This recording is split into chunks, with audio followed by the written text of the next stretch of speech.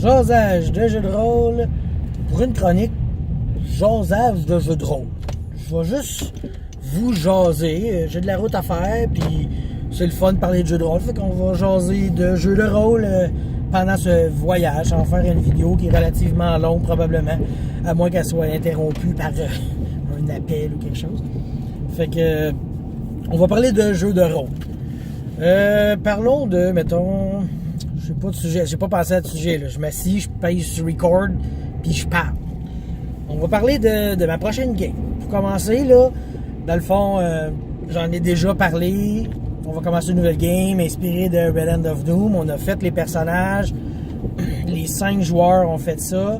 Je m'enligne pour une session de entre 5 et 10. Ça va dépendre, parce que vu que la folle va probablement accoucher entre-temps, si on calcule ça, ça va être plus dur de jouer rendu là, tu sais, puis ça serait triste de devoir arrêter une game, même si c'est une chose qui arrive beaucoup trop souvent chez les rôlistes. Vous pourrez le dire, oui, les games arrêtent souvent, tu sais. Fait que c'est comme toujours plate. Fait qu'on va voir ce que ça va donner, ou sinon on va peut-être, elle va peut-être juste prendre une pause, on sait pas, on verra bien ça. On pousse rien, on fait avec. Faut que ça sorte, faut que ça vienne du ventre. Faut pas capoter. Après ça, ben dans le fond, c'est ça. Les personnages que les joueurs ont fait sont quand même cool. Comme je dis, j'ai des combattants, j'ai un magicien, j'ai des magic users, comme il disait dans la deuxième édition. J'ai un rogue. Ma dernière game que j'ai faite, le rogue avait fait que la game était plus difficile à gérer parce qu'il faisait vraiment trop de choses de rogue. Fait que c'était plus dur à tout connecter l'histoire, tu sais. Fait que j'avais trouvé ça dur. Mais là, celle-là, vu qu'elle est moins, justement, sandbox, ben les joueurs, ils ont quelque chose à faire. Fait que le rogue, il va faire ce qu'il a à faire dans l'optique de la partie. Il va moins jouer de son bord, tu sais. Puis d'ailleurs, en tout cas, je sais pas si c'est un problème que vous avez aussi, mais c'est vrai que les rogues, souvent, ils essayent de faire les affaires de leur bord, tu sais. Je me souviens quand on était plus jeune, là, ça, là, le rogue, là, on l'haïssait tout le temps parce que c'était toujours le gars qui va voler ta bourse pendant que tu dors. C'est toujours le gars qui, tu sais, il fallait toujours qu'il croche le groupe, tu sais. T'avais pas de rogue qui travaille en équipe avec le groupe, ou très peu. Tu sais, dans le sens, oui, il était là, il aidait, il désamorçait les pièges, il ouvrait il débarrait les portes, etc., tu sais, mais le Steve Rogue, il faisait tout le temps chier le groupe jusqu'à un certain point, tu sais. Puis, avec les années, ça s'est calmé. Moi, je trouve ça, en tout cas, là, les rogues, en vieillissant, en maturant, les joueurs, on réalise que c'est pas si intéressant que ça, voler le groupe, tu sais. Fait que je suis quand même content. Puis toujours dans l'optique du rogue, tu sais, moi j'ai jamais compris quelqu'un qui se fait un bonhomme puis qui dit « Ah, moi je suis un voleur. » Mais pourquoi tu dis que t'es un voleur? Tu sais, ça se dit pas, là, je veux dire. Fait que moi, quand je présente un rogue que je joue, ce qui est quand même assez rare, là, je dis « Ah, je suis un aventurier. » Ça, là, je trouve c'est comme le best, tu sais. Tu dis « Je suis un aventurier, j'ai des talents pour les portes, les pièges. » Tu sais, je suis pas un voleur, là, non, je suis un aventurier. Fait que, tu sais, je suis pas un crosseur, ayez pas peur de moi, tu sais. Puis bon, de base, le rogue que moi je vais jouer va être jamais vraiment un ruineur de groupe, puis voleur de gang, puis tout, tu sais. Je suis pas ce genre de joueur-là. Je l'ai pas tenté dans ma vie non plus quand j'étais plus jeune. En fait, quand j'étais plus jeune, j'étais un gars de prêtre et de paladin. Moi, là, j'aimais ça, jouer ça. C'est comme... C'est le fun. Tu crées ton bonhomme, tu as déjà un genre de but, tu sais, par rapport avec ton dieu. Fait que c'est comme facile à roleplayer à la limite. Puis à l'opposé, c'est difficile parce que tu as une limitation déjà en partant. Tu sais. Fait que je trouve que prêtre, paladin, je trouve que c'était génial de jouer ça. Je sais pas si vous êtes comme moi et vous aimez ça, tu sais.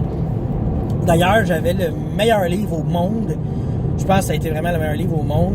Mythes et légendes de Donjons et Dragons, 2e édition avancée. Ce livre-là, là, c'était il était le fun pour le jeu, mais il était le fun aussi pour les regarder. Ça te faisait un survol de plein de religions, de plein de dieux éparpillés partout. Je me souviens, il y avait les Grecs, il y avait les Chinois, il y avait les Indiens, Amérindiens. Je pense qu'il y avait aussi les Indiens, avec c'est Vishnu, là, qui a comme 4-5 bras, puis qui monopolise toutes les fourchettes à fondu, là. Fait que, non, c'était...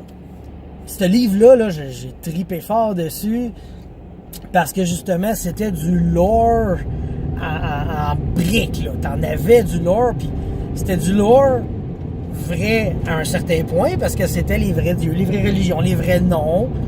Puis c'était aussi, je vais juste baisser la température, puis c'était du lore dans le jeu.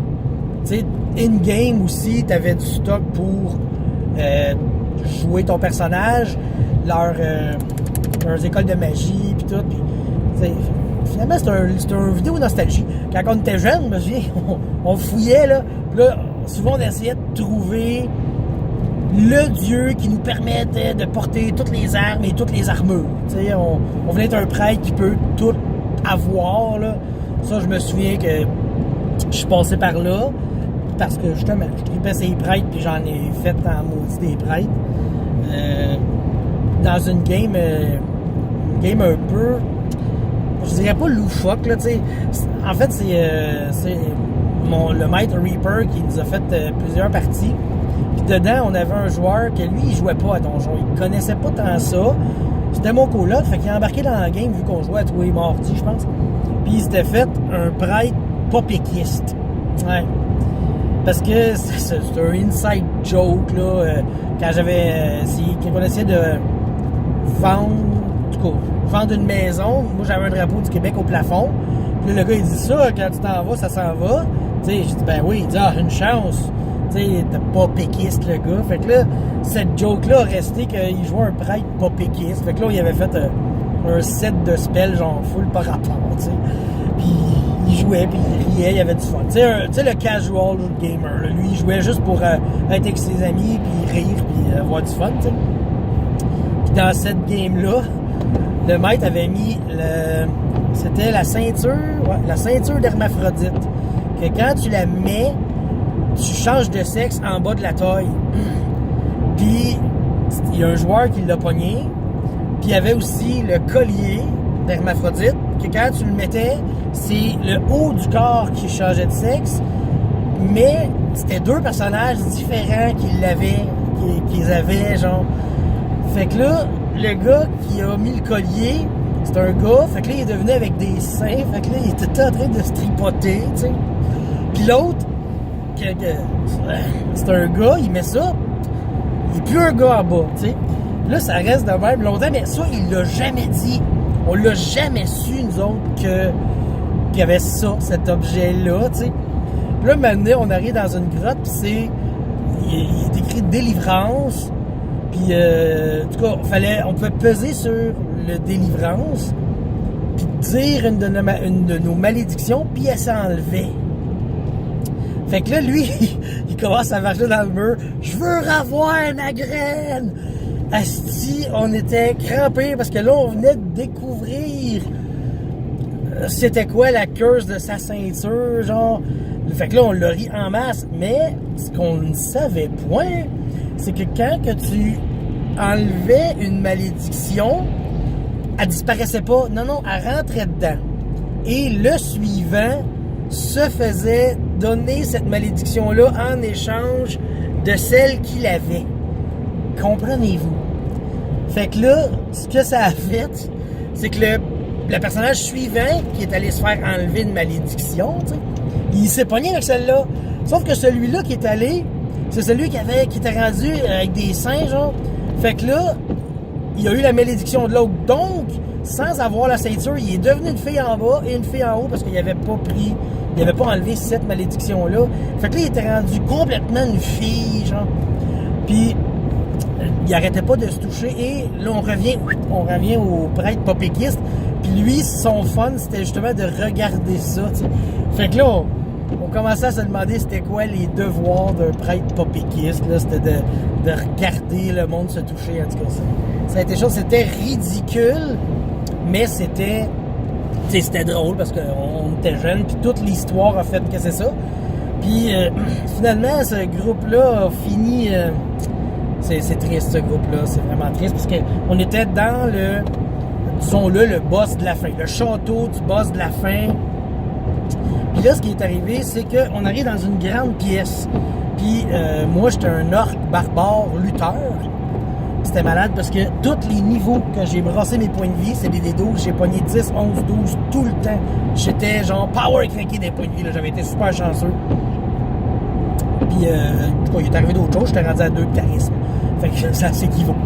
Puis, là, c'est ça. On arrive comme dans une grande pièce avec un tambour. Puis, une grosse porte en avant. Puis là, on rentre. Puis là, on entend des bruits, genre, derrière la porte. Fait que là, je dis au rogue, 10 pièces d'or qu'on tape sur le drum, les portes ouvrent, il y a un monstre. Fait que là, il dit good. Fait qu'on drum sur le drum, les portes ouvrent, il n'y a pas de monstre. Fait que là, je fais comme c'est un peu plate. Là, on arrive dans un corridor. Puis le maître décrit, vous arrivez, les corridors sont lisses et verdâtres luisants. Fait que là, on fait comme c'est quoi ça, tu sais? Puis il y a une corde qui pend dans le milieu du corridor, tu sais. Fait que là, on fait comme OK. Fait que là, moi, je dis ça, kit ou double, le road, je tire sa corde, la porte ouvre, puis là, le monstre y arrive, tu sais. Fait que, OK. Fait que là, on se met à tirer la corde, tu sais. Puis, finalement, les vibrations de la corde ont fait, pas la corde, excusez, la corde faisait sonner une grosse cloche. Et les vibrations de cette cloche ont fait craquer et fendre les murs de ce donjon, de ce corridor-là. Derrière ces murs lisses, qui étaient de la vitre, il y avait de l'acide verte luisante. Fait que là, instantanément, le corridor s'est rempli d'acide et on est tous morts. Pow! C'est même pas de save or die, là. Tu sais ça, tu meurs, genre.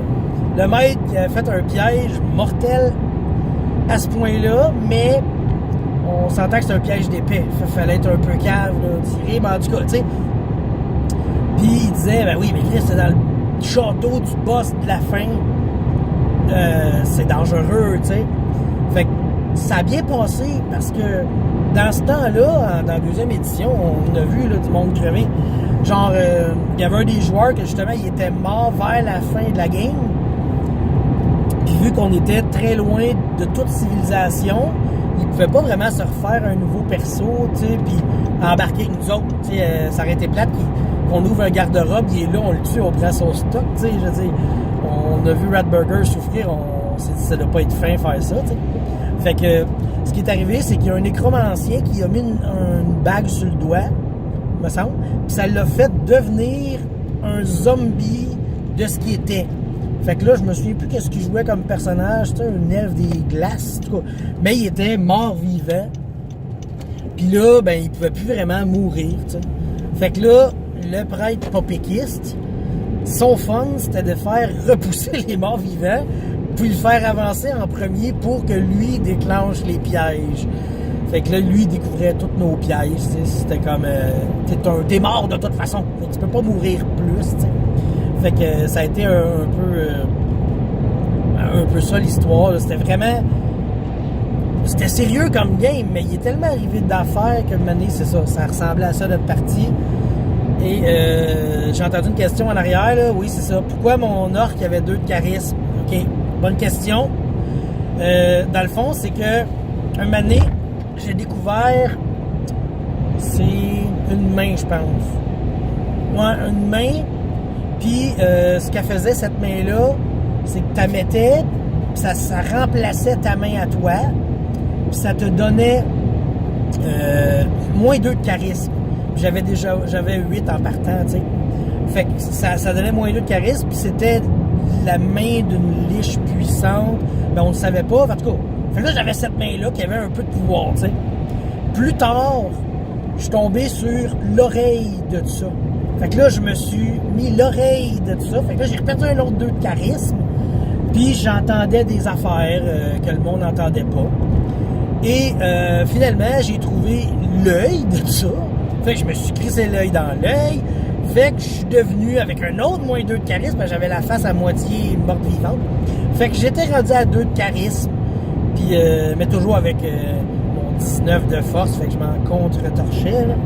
Puis je jouais un chaotique neutre. Puis c'est un chaotique neutre un peu chaotique neutre épais. Tu sais, il était chaotique cave, là. Ça je le sais, mais tu sais, j'avais pas beaucoup d'intelligence non plus. Puis j'étais un orc, puis j'étais rendu laid. En tout cas, tu sais, genre comme maintenant, il y a clairement un piège dans le corridor. Fait que je suis parti à courir en fou. Puis, comme je dis, j'avais brossé super gros de points de vie. Fait que le corridor m'a fait genre 21 points de dégâts sur 60. Puis l'autre bord, j'ai fait « Ah, c'était pas super, vous pouvez vous en venir! » Clairement, les autres, ils ont pas fait ça, là, mais... Tu sais, c'était comme un peu ça. Fait que c'est pour ça que c'était une game weird. Là, on essayait d'être sérieux. On essayait d'être drôle, mais je pense que c'est le secret du succès d'une bonne game aussi.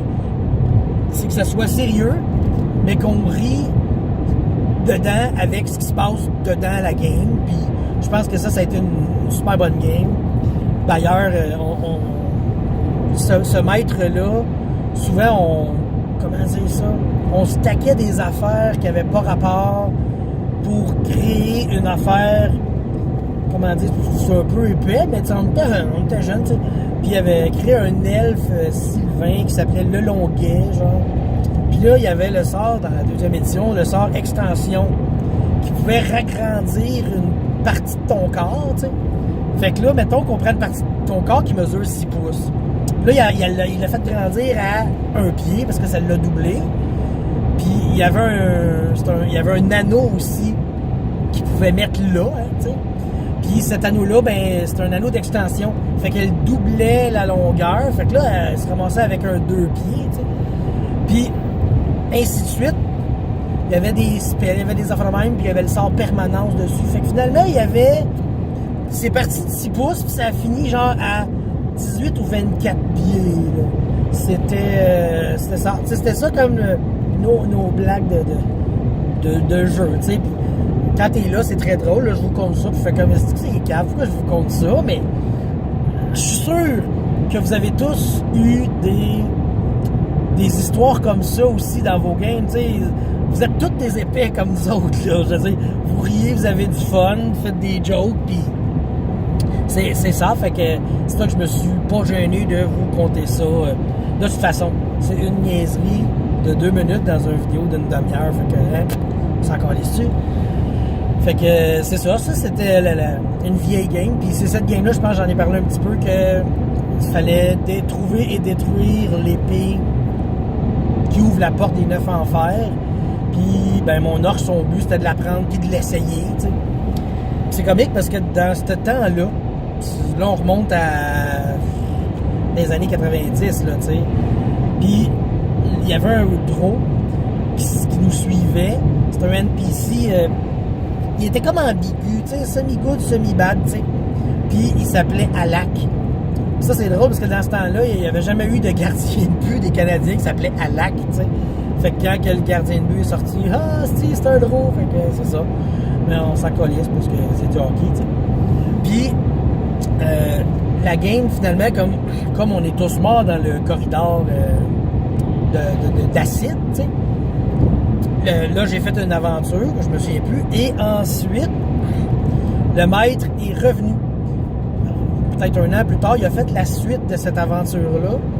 Puis là, de la manière que ça marchait, on avait un médaillon qui nous donnait des boosts au début. Chaque joueur tirait un médaillon. Puis ce médaillon-là, il était lié avec quelqu'un de vivant ou de mort. Puis quand tu étais proche de cette personne, vivante ou mort, ben le médaillon est encore meilleur, est encore plus fort, tu sais. Puis ce qui est arrivé, c'est qu'un joueur qui a été ultra chanceux, mettons, puis il a tiré le médaillon, mais il sait pas lui, c'est le médaillon de qui, mais il a le médaillon d'Alak. Mais Alak est un NPC dans notre groupe, fait, il est avec nous autres tout le temps. Puis là, à chaque fois qu'Alak mangeait des dégâts, ce joueur-là ressentait la douleur, puis là, il avait mal, genre, tu sais, ça il brûlait, puis tout. c'était tellement drôle parce que là, il dit, le maître, il disait, ah là, tu sens comme une vive douleur, là, où tu as le médaillon. Puis là, lui, il roleplayait à chaque fois, aïe aïe. C'était quelque chose d'assez comique de le voir roleplayer aïe aïe à chaque fois, tu sais. Ça a été vraiment long avant qu'on fasse le lien que c'est lui comme le médaillon. Moi, je me souviens, à ce temps-là, je jouais un une paladin, tu sais. Puis, c'est une paladine, en fait, loyale bonne. Mais, elle avait juste une petite faille. Tu sais, elle l'aimait pas, la lac. C'est un drôle, fait qu'elle l'aimait pas. Fait que là, genre, quand les gens du groupe ou les autres joueurs là, étaient en danger, elle était là, je vais vous aider. Mais lui, elle l'aidait pas ben, genre.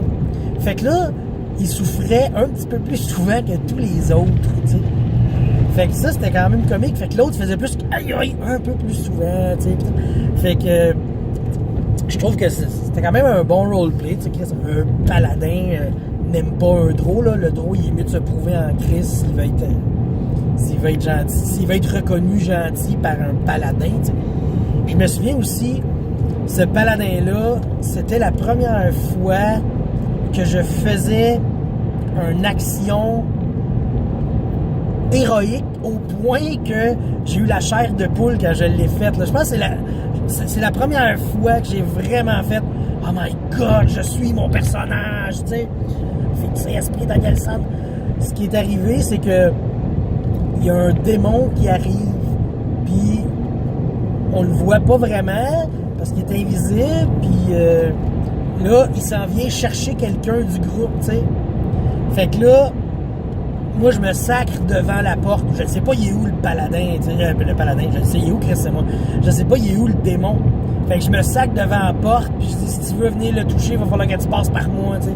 Sauf que là, je suis là avec mon bouclier, mon épée dans la porte, et je vois fucking rien, parce que c'est tout invisible, tu sais. Fait que ça a vraiment été un moment que j'ai trippé. Puis là, je me souviens plus exactement ce qui s'est passé. Je pense que l'autre, il a fui par la chambre, la fenêtre de la chambre d'hôtel que je protégeais. Puis là, le démon, qui se son gage. Je me souviens juste, j'ai pas eu à l'affronter. Mais cette passe de roleplay-là est vraiment une passe mémorable. Tu sais, c'est vraiment la première Switch que j'ai allumée. J'ai fait « Ah, c'est hot! » D'ailleurs, si ça vous tente de me dire, c'est quand le moment dans votre vie que vous avez fait « Asti, c'est hot! » À quel moment dans votre vie vous avez vécu ça? Moi, c'était vraiment ce personnage-là qui m'a fait power tripper, tu sais. Et, tu sais, c'était sérieux, là, c'était malade. Puis là, on a un joueur qui est toujours bizarre, spécial. Fait que là, lui, à ce moment-là, tu sais, il a comme dit « Hey, mais c'est la première fois que tu vois quelque chose de complètement invisible. » Ouais. C'est complètement invisible, je le vois pas, mais c'est la première fois que je vois quelque chose de complètement invisible. Fait que ça a comme un peu changé l'ambiance des affaires de même. En fait, ce joueur-là, allô Joe, il en a lâché des phrases dans nos games qui sont mémorables, tu sais. Surtout comme dans ces années-là. Un moment donné, ils sont là, puis lui, puis le Rogue, justement, que je parlais, qui pour 20$, on est mort, là. Ils sont collés sur le bord d'une porte. Puis là, il dit au Rogue, « OK, on y va à 3 parce qu'à 2, ça va mieux qu'à 1. » Fait que là, le Rogue, il fait comme, « Quoi? » Fait que là, ça a comme stallé à la game. Qu'est-ce qu'ils viennent de se dire là? On y va à 3 parce qu'à 2, ça va mieux qu'à 1. T'sais, fait que là, lui, il voulait dire à 3, 1, 2, 3. On y va à 2, nous 2. Parce que à 1, c'est pas aussi bon qu'à 2. T'sais. Mais c'était un beau moment. Puis tu sais, le gars qui jouait le Rogue, lui tout, il était comme... lui tout, c'était un gars spécial, tu sais. Allô, JP. Tu sais, ce gars-là, il jouait des personnages tout le temps un peu drôle, un peu spéciaux. Tu sais, comme un moment donné, il avait appelé un de ses bonhommes Sidedox, tu sais. Puis, ce que ça voulait dire, c'était il savait pas comment appeler son bonhomme. Il y avait une boîte de Kleenex à l'envers. Fait qu'il a lu le mot à l'envers. Puis, Scotties à l'envers, ça faisait Sidedox, tu sais. Sidedox. Fait que ça a été ça son nom, tu sais. Puis, ce bonhomme-là, tu sais, moi, j'enchaîne ça. Ce bonhomme-là, Mané, il avait trouvé une ring dans une de mes games. Puis, l'avertissement de cette ring-là était le gars qui l'a fait. Quand il se l'est mis au doigt, il est mort. Tu sais, fait que Le Rogue, il dit OK, ben je la mets à mon doigt. Fait que là, lui, il sait même pas ce que ça fait. Mais tu sais, moi, je porte attention. Puis, ce qui est arrivé, c'est qu'un moment donné, il a dit genre, ah, j'aimerais tellement ça, avoir mon royaume, tu sais. Puis là, à ce moment-là, il a commencé à rencontrer du monde. Puis, il y avait des us et coutumes spéciales qu'il n'avait jamais vu nulle part dans le monde. Là. C'était tout nouveau. Puis là, Mané, il dit, Chris, vous venez de où? Oh, on vient du royaume de Saitox. Là, ils ont fait quoi? Tu sais, l'anneau, ce que ça faisait, c'était comme un anneau de souhait. T'sais. Le gars, il a souhaité avoir un royaume, ça y a donné. Mais ça faisait juste ça, ça faisait juste un souhait. Puis le gars qui est mort, c'est parce que lui a créé l'artefact, un artefact rendu là, puis il a dit « Ah, j'espère tellement réussir à créer un objet magique avant de mourir. » Il l'a mis. Il a créé un objet magique, il est mort. Puis, fait que ça faisait comme un mystère sur l'anneau qui faisait peur au monde, tu sais. Sauf à ce rogue-là, que la mort, il faisait pas peur, hein. Fait que, tu sais, c'est ça. Fait que ça a fait que l'anneau, ils ont jamais su officiellement c'est quoi. Puis pour vrai, je pense que je l'avais jamais dit à personne. Vous êtes les premiers à le savoir. Fait que ceux qui écoutent cette vidéo viennent d'apprendre que j'ai inventé cet objet-là il y a très longtemps. Même les joueurs dans cette game-là l'ont jamais su. T'sais. Puis ce que j'ai trouvé plaisant, c'était bien, bien plaisant. Avec cet anneau-là, avec son souhait, avec le royaume, ben, moi j'avais un royaume de créer depuis très longtemps. Puis là, boum, ça rajoutait. Ce que j'ai fait, c'est que j'ai fait une île qui est apparue, tu sais. Puis c'est ça, fait que ça a fait comme une île de plus dans mon monde que j'avais jamais. Tu sais, j'avais jamais pensé à ça, moi, faire cette île-là. Puis là, ça l'a rajouté. Ça m'a comme imposé d'ajouter une nouvelle section dans mon monde. Je l'ai faite, puis c'est devenu une province, ben pas une province, mais un royaume voisin de celui où les joueurs jouaient tout le temps, tu sais. Fait que, c'est ça, je regarde, là, dans le temps, on faisait avec ce qui arrivait, on faisait avec ce qu'on avait. Puis je pense que c'était ça le plus trippant. Puis aujourd'hui, en tout cas, personnellement, je reviens à ça. Puis je suis fier de moi. Je suis vraiment content de revenir à ce style-là avec les méga sandbox que j'ai fait là, d'ailleurs en réponse au RPG A Week numéro 26. C'est en lien avec ça. Je me suis surpris à refaire des games comme dans le temps, tu sais. Parce que ce qui est arrivé, c'est que, bon, entre autres, j'avais beaucoup de temps dans ma vie, tu sais. Quand t'as pas de blonde, pas d'enfant, pas rien, t'as du temps en masse, tu sais. Puis, je créais mes aventures comme une aventure du commerce. J'ouvrais, mettons, je regardais un livre, là, puis là, j'ai fait, OK, c'est de même qu'ils font ça, eux autres. Fait que je faisais mes aventures pareil comme ça. Fait que là, ça puait le railroad dans mes affaires, c'était dégueulasse. Les joueurs, tu sais, étaient vraiment dirigés dans mon aventure. Puis c'est arrivé justement avec la troisième édition, parce que dans la deuxième édition, même les quêtes du commerce étaient floues. Tu sais, il y avait beaucoup de directions, mais officiellement, il n'y avait pas tant de chemin que ça, tu sais. Fait que c'est ça qui est arrivé en lisant, en arrivant avec la troisième. La troisième, justement, j'ai lu. Ça a commencé un peu avec Castle Ravenloft dans la troisième édition. Tu sais, j'ai lu le Castle Ravenloft. Puis là, j'ai fait, ah, c'est de même, puis d'aventure, c'est fait. Puis j'ai beaucoup fait ça après, créer toutes mes aventures au complet. Puis ça a donné ce que ça a donné. Ça m'a comme corrompu à préparer trop mes aventures. Puis dans la quatrième édition aussi, j'ai comme préparé bien des affaires. Mais quatrième édition, c'était encore pire parce que il fallait... j'avais comment ça s'appelle? Un budget d'XP à dépenser pour que les encounters soient sur la coche. Puis tout, t'sais. Fait que oui, c'était le fun. Là. Genre, je faisais toutes mes affaires. OK, j'ai besoin d'un encounter de 3000 points. Là, je mettais mes 3000 points. T'sais. Fait que il y a ça. Puis avec la quatrième, ça a fait ça. Mais là, la cinquième, je reviens un peu comme avant, c'est-à-dire je fais mes aventures plus sandbox. Je vais là où tu me pousses et je retourne où je viens et je suis très heureux. Fait que j'espère que vous avez aimé ce petit voyage d'une demi-heure. J'ai jasé de jeux de rôle. Fait que c'est ça. Bye.